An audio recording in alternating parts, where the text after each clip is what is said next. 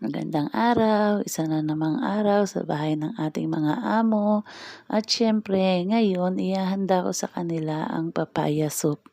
Usually talaga guys dito ginagamit talaga ay kulay green na papaya. Kaya lang dahil nga sa mga matatanda na yung mga amo ko, hinog talaga ang ginagamit ko sa kanila. At siyempre kapag ito ang ginamit mo, mas mailasa siya at mas matamis. At yun talaga ang gusto ng mga amo ko, yung tamis na nanggagaling sa mga gulay. Yung iniinom nila, hindi yung tamis na nanggagaling sa asukal.